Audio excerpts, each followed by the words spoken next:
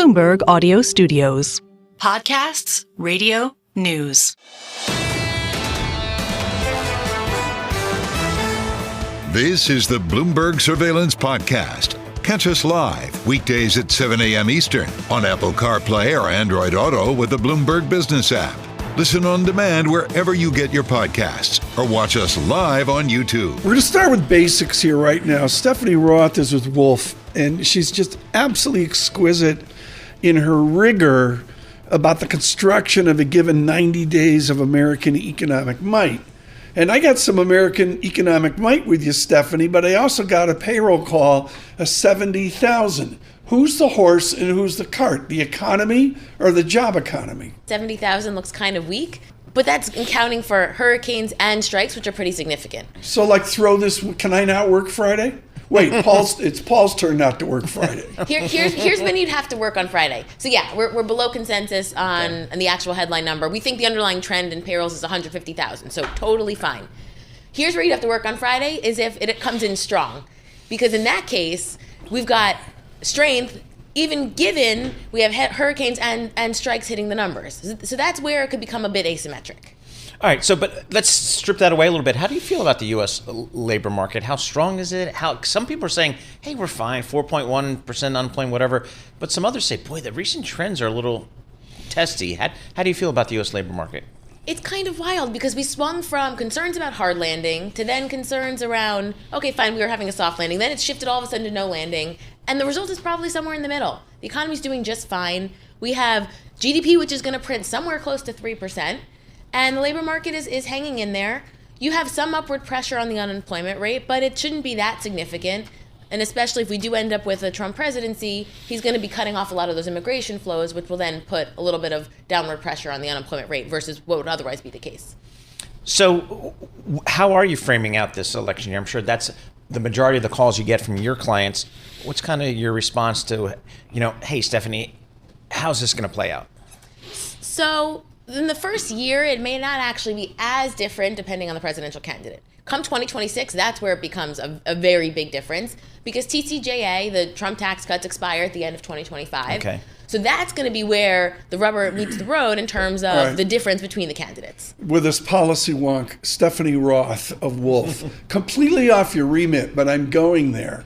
Can we have tax modification, lessening of any type, given where the deficits are, given $800 billion interest expense? How do you dovetail those two together?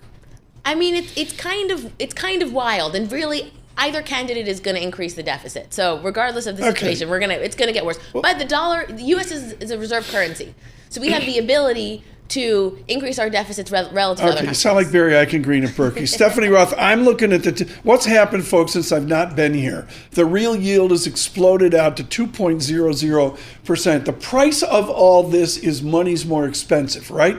Yes. So we attribute the move since the beginning of August, which is kind of when you started to see rates back up. We attribute roughly half of it to better economic growth and half of it to the election. Really, Trump odds starting to rise. Base case is that if Trump does win, the 10-year will back up towards at least 450.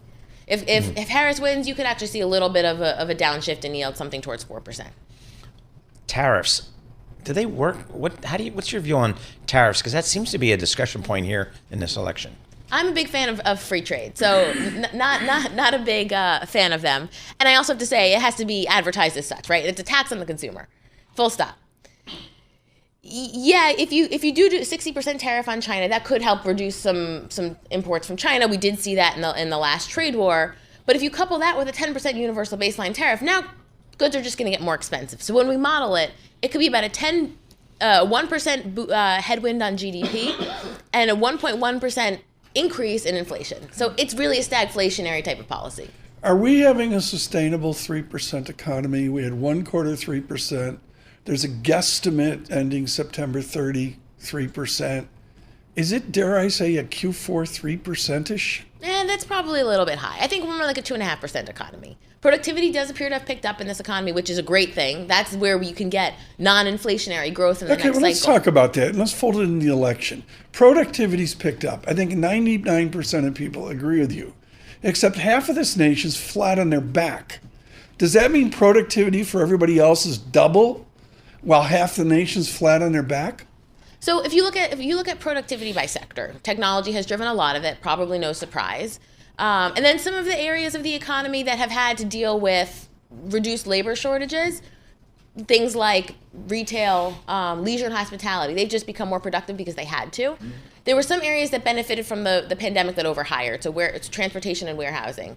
Those are areas of the economy that are kind of flat on their back from that perspective. So it is very much mixed depending on kind of what sector we're talking about. How's the consumer out there from your perspective in terms of spending, employment? Pretty solid, or do we have some concerns there? And we've been talking about cracks at the low end for a while. Yeah. That still is the case. Granted, if rates actually do come down, which they should continue to come down even if we have some election-related volatility, gasoline prices remain muted, Yep. That low-end consumer should feel a little bit better. So base case is the consumer should be fine. They're not over-levered. And the savings rate is actually not so low. That's what we learned kind of over the summer, is that the very low savings rate, at least as was reported, got revised up pretty significantly. 70,000 jobs Friday. Where's the unemployment rate? Stasis? Stasis. A lot of noise. A lot of Tough noise call. around that. Stephanie Roth, brilliant. I love starting strong like that.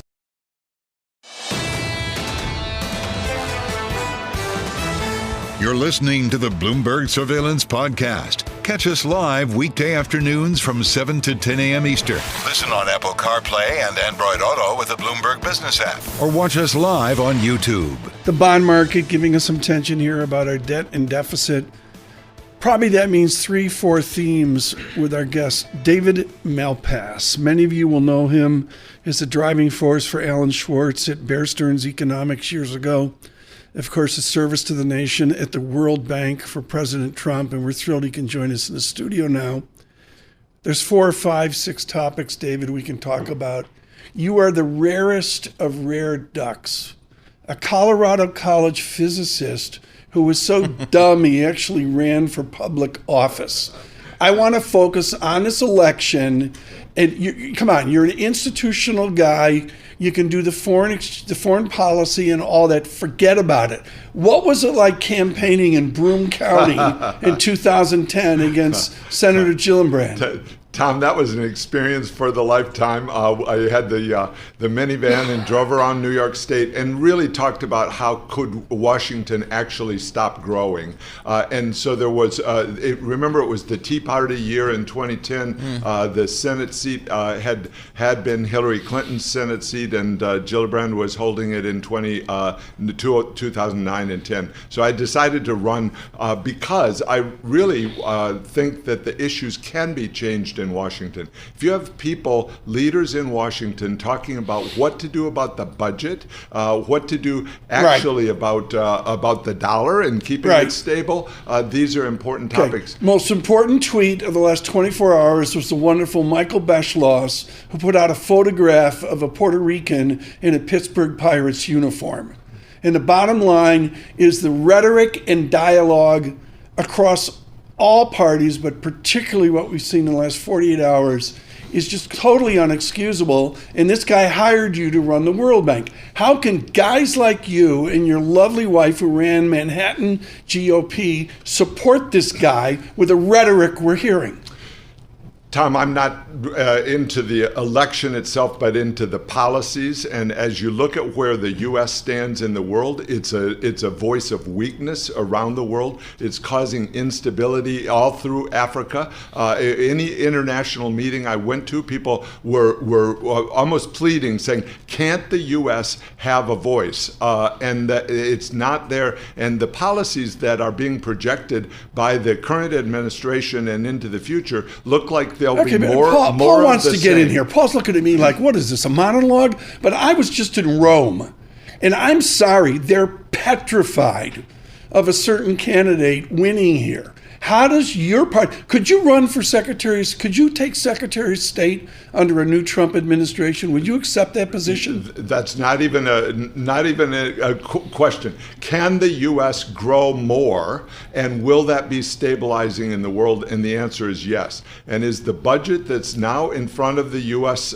Nation from the Biden-Harris administration acceptable? The answer is no. It's an unacceptable budget, and it's not going to lead to growth. There they are willing to have the country grow at 1.5% per year with big government. That's their dream of how a country will look. What will become of the World Bank if Trump wins on Tuesday?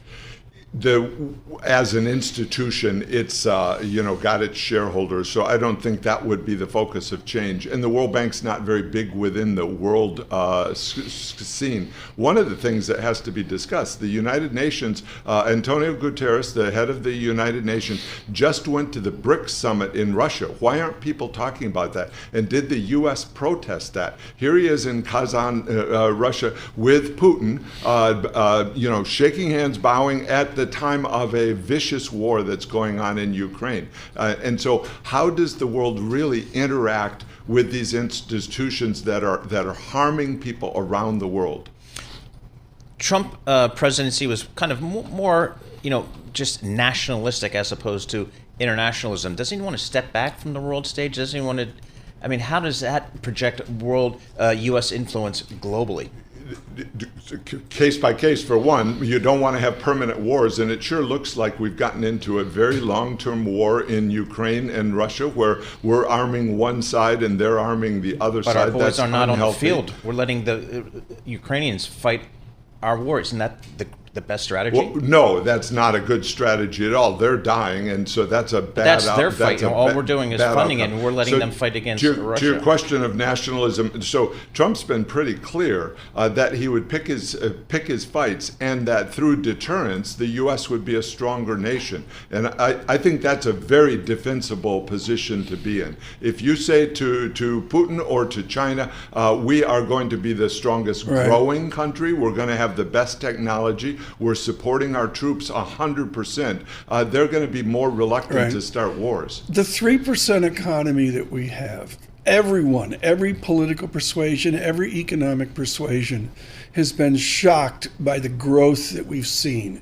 David Malpass, do you equate the growth we have in 2024 directly to the stimulus of 2021? Or can we actually say there's a productivity, a technology overlay going on right now? Some of both, but with the big thing is the government is running a 6.5% fiscal deficit now. This has never happened, where you have a full employment economy and the government doesn't. And so some part of our GDP growth right now is just the expansion of the national debt. The government borrows money, spends Okay, I'll go there, David. It's good counts Colorado College physics. But the bottom line is, do you hear either candidate going on the path of Pete Peterson, Paul Tsongas, and Sam Nunn and getting our debt and deficit trajectories in better control?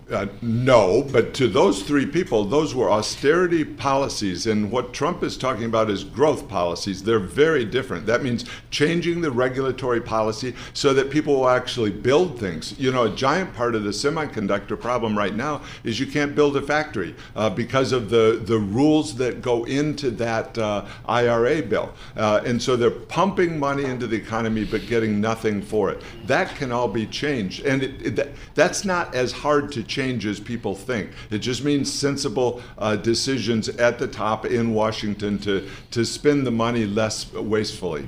Is there a will in Congress to get that done? No, to some extent they're part of the problem. That's why I ran in 2010 for the Senate. So they love it when you just spend money, and it doesn't matter if it has effect. But that can change through leadership from the top. We're just not getting it now. Tell us about money in running a campaign. I mean, you know, I look at, you know, the day-to-day battle of each of the candidates and all that. Out in the trenches, as you were in 2010, are you just basically waking up in the morning and trying to raise money? Yes, plus I was spending quite a bit of my own money because I really believed in the cause. But the secret, I don't know that it's very much of a secret, is there's corruption across the whole system. How is it that Washington is the richest part of the country? That doesn't make sense. And with them moving up every year on that on the leaderboard, Washington's the big winner. Right. And so that comes from campaigning, constant campaigns. This has been been a really successful interview. Everyone that's been listening to it thinks that I'm a piece of garbage floating around the East River. David Malpass, thank you so much for joining us and for a spirited debate here as we go to November 5th. Mr. Malpass, of course, is a former president of the World Bank. This is the Bloomberg Surveillance Podcast. Listen live each weekday starting at 7 a.m. Eastern on Apple CarPlay and Android Auto with the Bloomberg Business app. You can also listen live on Amazon Alexa from our flagship New York station. Just say, Alexa, play Bloomberg 1130. In Chicago, Anurag Rana joins us this morning, and here in our studios, Mandeep Singh. This is the way it has to be, folks. They're not allowed to be in the same building. They're that important for what we do. Paul Sweeney, what do Anurag Rana and Mandeep Singh do for us? They run our technology research. It is a global business, Tom. We have research analysts around the world, Europe, Asia, North America, to really get a real handle on the entire technology stack. Right. Anurag, let's start with you here. We got earnings coming up this week. Let's start with Apple. I'm not sure what the story is here. I'll tell you what I'm concerned about is China. Can you give us a sense of kind of Apple and China and what you think we might hear from Apple this quarter as it relates to China? Paul, I think you nailed it. We are concerned about China as well. We've been hearing about a slowdown in spending in China on the luxury goods market, whether it's LVMH or Swatch. And we heard from some of the suppliers as well that the fourth quarter or the December quarter numbers may be a little light. So when they give guidance for next quarter, Apple, when they report on Thursday, I think that could be a concern. And we are on the same page as you that China is an issue. Anurag, back it up then one day. On Microsoft, I guess it's AI angst. What is the character of Anurag Rana's AI angst? So when you look at Microsoft for over the next 12 months, we are going to see massive capex going into the market, along with a little bit of margin degradation. So this is not going to be financially a massive year for Microsoft when it comes to earnings growth. But at the same time, that's the only company where we can see actual benefits of AI translating into revenue. And I think that's most important for them, is to prove to the market that their AI revenue is picking up better than anybody else out there, and their positioning is stronger. And I think that's most important for Microsoft. Tom, our good friend Mandeep Singh here in studio, he's sporting a cast on his left hand. That's some tennis injury. Goes back to my theory, no one ever got hurt sitting on a bar stool. So Mandeep, I don't know what's going on with you in your tennis game. We got the digital advertising players, the Googles, the Facebooks of the world. How's that business these days? I mean, given, we are coming off peak interest rates and, with lower interest rates, you typically see digital ads tend to do well. So I would say, both Meta and Google should see a kind of a tick up when it comes to digital ad spending. The thing to keep in mind is where the expectations are. So in the case of Meta, expectations are already for 20% growth. So it's hard to see them coming up with a big beat and raise. They could. But in the case of Alphabet, the expectation is for 13% growth. And that includes your cloud business, which is growing at 30%. So I would argue there is a more likelihood of Alphabet beating their numbers than Meta. Okay, nobody cares. Anurag Rana, I'm going to go to you, Mandeep, now. But Anurag, I want you to jump in here. Are you kidding me? My search is cluttered. I've got all this AI garbage up top. I can't get to search like I used to. What are we going to look like, Mandeep Singh, in 12 months? Well, so ChatGPT has clearly changed the user interface for how people search. And for informational queries, a ChatGPT interface is far better than a Google search. But for search... Says who?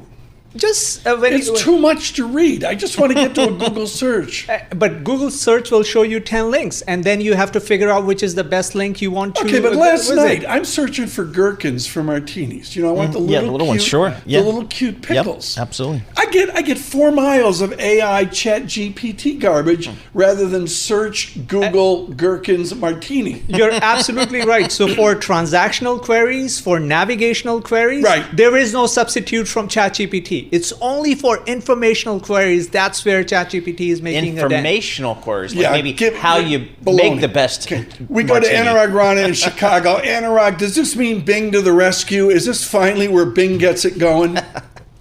No. I don't think so.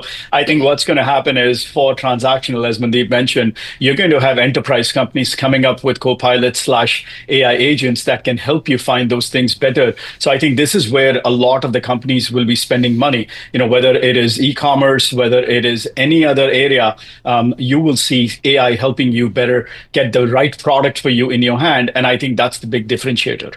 Tom, I think the reason Mandeep and Anurag sound so smart is because they cover technology and it just grows every single year. I could sound smart talking about technology. So Anurag, talk to us about, I know we spend a lot of money buying you and Mandeep this IDC data about where all the tech spending is going, and I paid for that for many years. Where is tech spending going over the next several years? Is this a slowing growth market, or is tech spending going to go crazy with AI?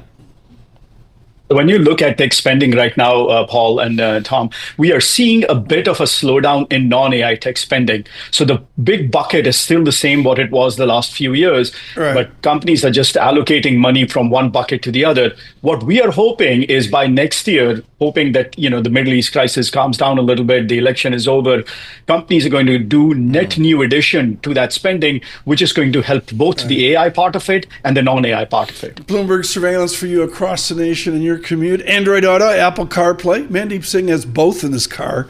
and Sirius XM, channel 121, good morning as well. The Corridor, Washington, New York, Boston, 92.9 FM, good morning as well. We're on YouTube. Subscribe to Bloomberg Podcast. It's a new digital effort here. Thrilled at the growth of YouTube for Bloomberg surveillance. Mandeep Singh, I got to get back to foundationals here. I actually watched, sort of curious about the colors, the M4 launch yesterday. And you know where I am. I'm chip-centric. I'm with Mandeep on this, folks. Forget about, pink or orange. What do I need in an iMac? 3 nanometer semiconductors.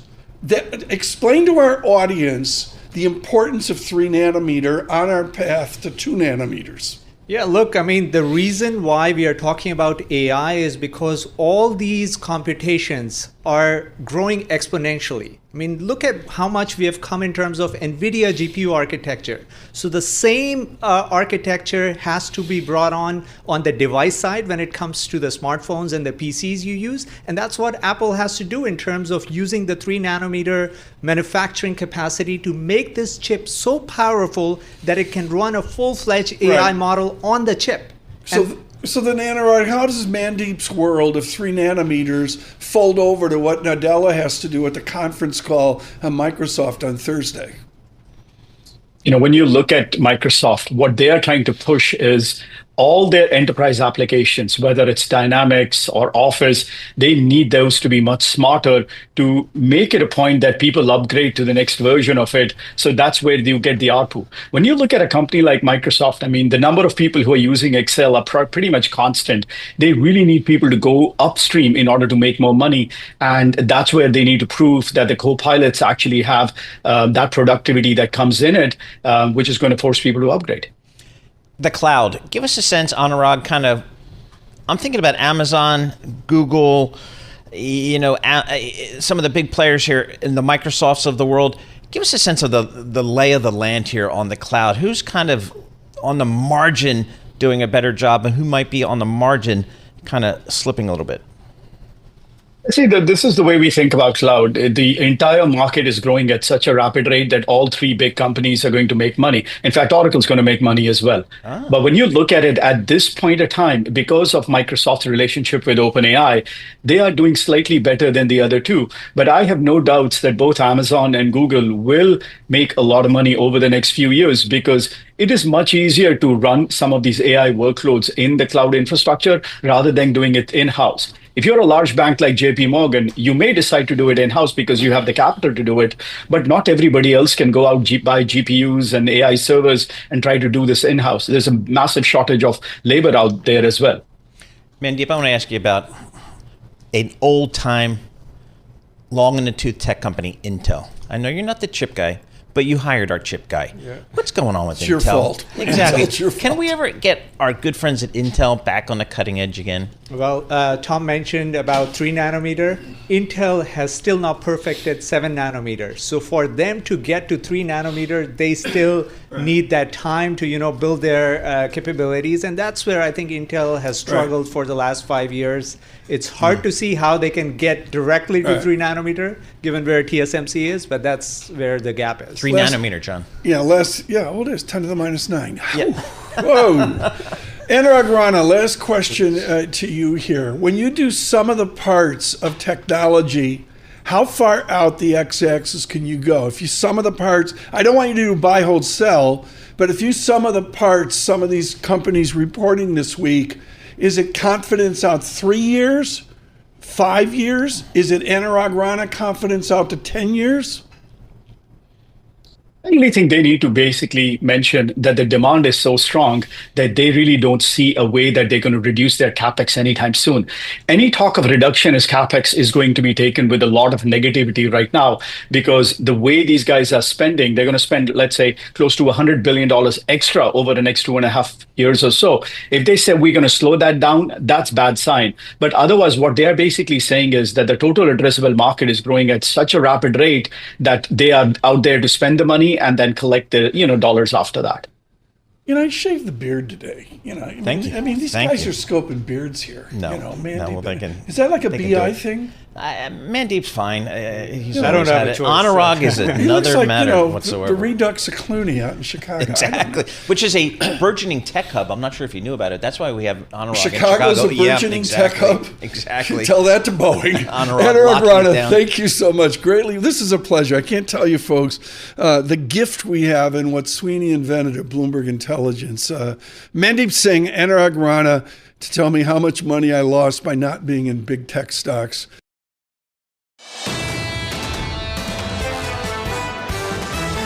This is the Bloomberg Surveillance Podcast. Listen live each weekday starting at 7 a.m. Eastern on Apple CarPlay and Android Auto with the Bloomberg Business app. You can also watch us live every weekday on YouTube and always on the Bloomberg Terminal. Joining us right now with the worst job at Bloomberg is Michael Shepard. He is in Washington, and he and Margaret Collins have to herd cats here till November 5. Mike, let me just get the broader view here. Is you and Peggy Collins set up for this election? Is it general statement? Is everybody all hands on deck into the next weekend? Well, Tom, first I got to say it is, I think, the best job at Bloomberg. What more would you want? Where else would you want to be John, than right here? Mike, he's got the best food court in Bloomberg. He does. They have protein. We do. They do. I'll stack our pantry up against any other pantry around the world. Peggy and I have been bracing for this election for weeks, if not months, and really, if not for the past 4 years, really, because as soon as Joe Biden took the oath of office back in 2021, Donald Trump was already laying his plans for a comeback, and we're seeing that now come to a head. He gave his closing argument on Sunday night, Madison Square Garden, which everybody watched so closely, and Harris is going to do the same thing tonight. And there's reports, and folks, I'm just talking from the zeitgeist here. There's reports that the Trump team is preparing for a second administration. Is the Harris team, Mike Shepard, preparing for a Harris presidency? Are they there yet?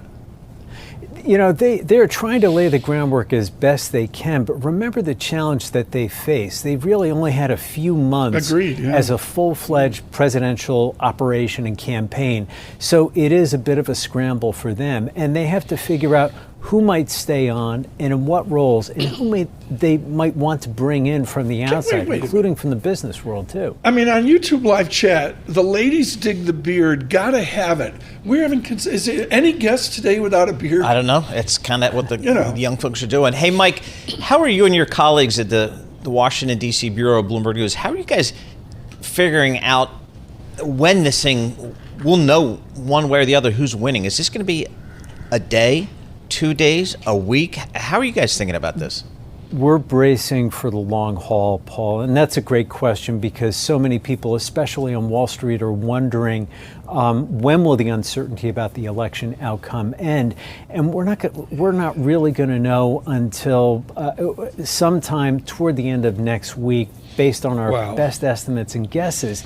The election is so closely contested, and we are expecting, some challenges from the Trump side or the Harris side even in some of those swing states. So buckle up, make sure you bring plenty of snacks and that you're comfortable because we're going to be in this for the long haul. And remember, Tom, in 2020, it took until Saturday after the election before we had an outcome. Okay, Mike Shepard, I'm on a Heidi Moore shout out. Heidi Moore, folks, follow her out on Twitter. Really, really is always controversial, always interesting, always informative. And she crushed the other day, Mike Shepard, criticizing all the punditry that you have to deal with 24/7 because nobody's looking at the margin of error. Those on YouTube, folks, Ari's putting up this killer map of the swing states, Harris, Trump, blue. I should wear chinos, get in front of my chart, wear chinos and, tell everybody here what's going on. Baloney. Mike Shepard, where did margin of error go? Heidi Moore wants to know. Look, margin of error is baked into all of these polls, but people are emphasizing what the difference is. The margin of error does get lost a little bit in the fine print. And the truth is, it is very hard for us to discern from the surveys that we've been taking for months now where voters stand. And if you look at early voting results, we've already had, according to NBC News, 44 million people cast ballots already. And from the data that we see on those early votes, it's hard to tell. Where is it falling? Does it advantage one party or another? We simply can't tell based on the parties and affiliations of people who've already either submitted mail-in ballots or gone to early polling places. This is a really tough one to call based on the data available and based on the surveys. Although one thing I'll say, in our Bloomberg News Morning Consult poll, this was one number that stood out. Of nearly 5,000 voters in our last survey that published on Wednesday, guess how many voters declared themselves as undecided out of nearly 5,000? It was 93. And that's pretty astonishing. And that kind of gives you an idea of the small space that the two candidates are really fighting over. They were all at a bar in New Jersey with John Tucker where they were very undecided. Very undecided. Mike, how about down ballot here? What do we know so far about how some of that is shaking out or could shake out?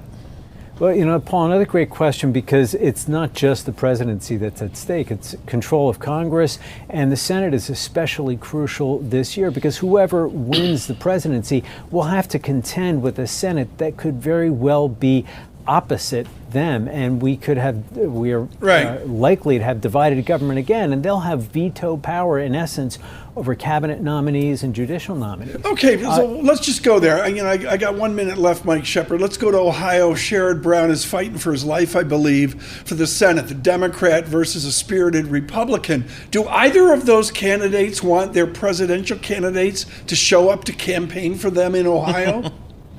Well, yeah, that's a good question, Tom. Because it's my only one of the days. Keep going. Because for a lot of especially John Tester, also out in Montana, they don't necessarily want to be associated with the top of the ticket, and they really do want to speak to more local issues. And that's something that Sherrod Brown, for instance, in Ohio has tried to do well, listening to the union base out there. Bernie Moreno, his rival on the Republican side, is also trying to make a different kind of appeal to voters there, too. So it is going to be very tough to determine which has the edge. Right now, though, the electoral map favors Republicans when it comes to the Senate. Mike Shepard, thank you so much. Leading our coverage here on our politics in Washington, always with Margaret Collins. This is the Bloomberg Surveillance Podcast, available on Apple, Spotify, and anywhere else you get your podcasts. Listen live each weekday 7 to 10 a.m. Eastern on Bloomberg.com, the iHeartRadio app, TuneIn, and the Bloomberg Business app. You can also watch us live every weekday on YouTube and always on the Bloomberg Terminal.